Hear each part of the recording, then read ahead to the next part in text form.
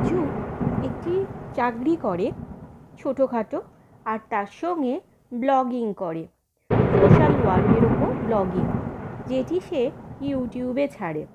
তো এই সব কাজ করে আসতেই তার একদিন অনেক দেরি হয়ে যায়। তার উপর শ্রাবণ মাস, ঘিনঘিনে বৃষ্টি।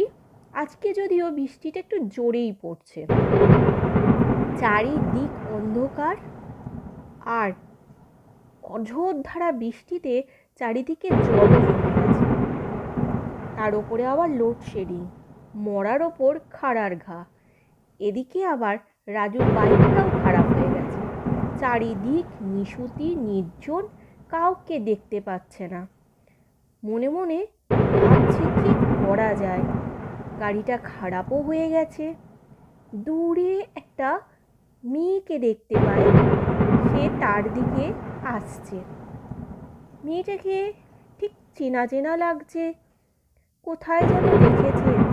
দূর থেকে তো ও তো বুঝতে পারে না, তবুও চারপাশটা দেখে নিচ্ছে। আরে রাজুদা, আমাকে চিনতে পারছেন?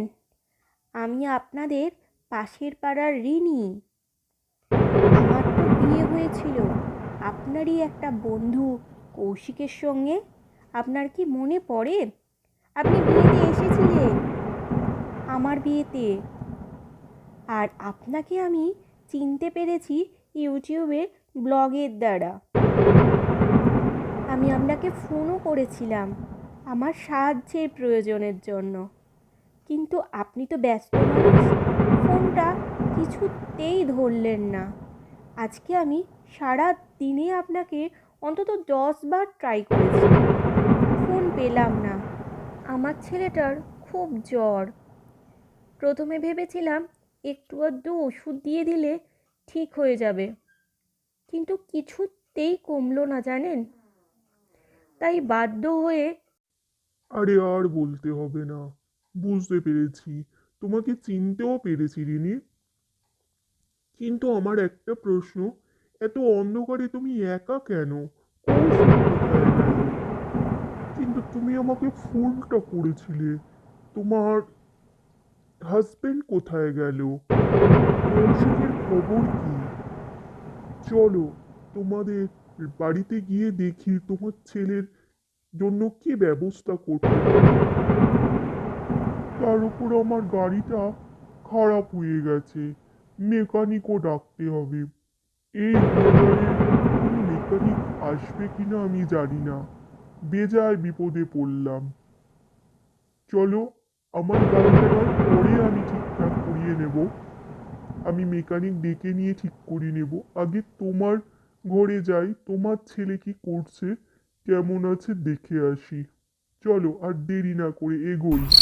অন্ধকারের মধ্য দিয়ে তারা হাঁটতে লাগলো। সোলার ল্যাম্পগুলো জ্বলছে, আর চারিদিকে একটা নিশুতি আর ঝিঝি পোকার ডাক। মনে মনে ভয়ও পেতে লাগলো। হঠাৎ করে রিনি রাস্তার মাঝখানে চলে এলো কিভাবে, এইটা সে মনে মনে ভাবতে ভাবতেই এগোতে লাগলো।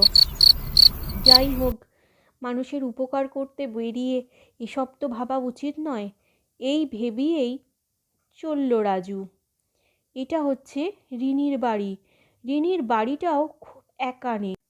এরই মধ্যে রিনি বলে উঠল, তোমার বন্ধু কৌশিক অনেক দিন আগেই আমাদের ছেড়ে দিয়েছে। আমি টুকটাক কাজ করে এই বাড়িটাই নেওয়ার মতো ক্ষমতা পেয়েছি গো রাজুদা। এতেই আমরা মা ছেলে মিলে থাকি। আমি টুকটাক সেলাই বুনান করি, আর আর একটা ক্লাউড কিচেন চালাই। রিনির অসুস্থ ছেলেটা বেঘরে পড়ে আছে। রিনি তাকে দেখে কেঁদেই ফেলল।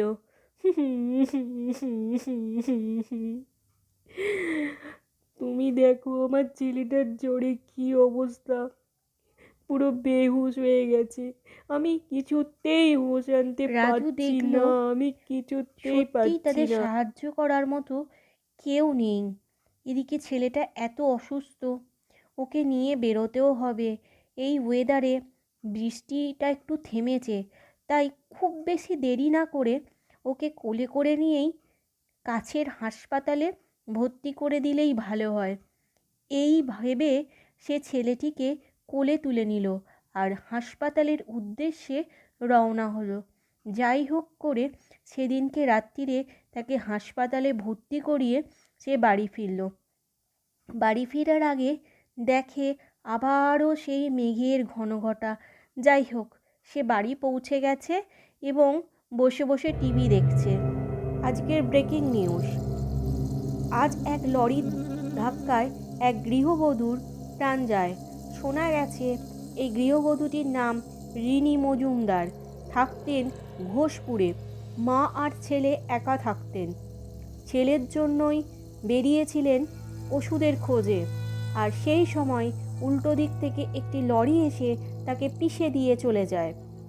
প্রত্যক্ষদর্শীরা সঙ্গে সঙ্গে তাকে নিয়ে হাসপাতালে নিয়ে যাওয়ার ফলে সেখানে গিয়েই ডাক্তার তাকে মৃত ঘোষণা করে। ডাক্তারের পরামর্শ অনুযায়ী সেই ঘটনাস্থলেই এই মহিলাটির মৃত্যু হয়েছিল। এটা রিনি না? হ্যাঁ হ্যাঁ হ্যাঁ, এটা তো রিনি। মুহূর্তের মধ্যে ঘরটা অন্ধকার একটি ধোঁয়ায় ভর্তি হয়ে যায়। তারপর, হ্যাঁ রাজুদা, আমি রিনি। আমার আজকে সন্ধ্যেবেলায় মৃত্যু হয়। আমি তোমাকে অনেক ফোন করার চেষ্টা করেছি, কিন্তু ফোন লাগেনি। আমি আমার ছেলেটাকে তোমার কাছে দিয়ে গেলাম, ওকে একটু রেখো। আমার বাবা মাকে বুঝিয়ে তাদের হাতে তুমি তুলে দিও। আমি এই কারণে তোমাকে দেখা দিয়েছি, আমি তোমার কোনো ক্ষতি করতে আসিনি। কিন্তু আমি তো ভয় পাচ্ছি তোমাকে দেখে। তুমি তুমি চলে যাও। তুমি যা চাইছো, যেরকম চাইছো সেই রকমই হবে। আমি তোমার ছেলেকে হসপিটাল থেকে নিয়ে সিধে তোমার বাবা মার হাতেই তুলে দেব। আমি শুনেছিলাম কৌশিক চলে গেছে তোমাদের ছেড়ে। তাও তাও তাও তোমাকে জিজ্ঞাসা করেছি। আমি ভয় পাচ্ছি, তুমি চলে যাও এখান থেকে। তুমি যেরকমটা চাইছো ঠিক সেই রকমটাই হবে। ভূত হলেও মায়ের মন তো, ছেলেকে ওই রকম বিপদে ফেলে সে স্বর্গ বা নরক কোনোটাতেই যেতে পারেনি।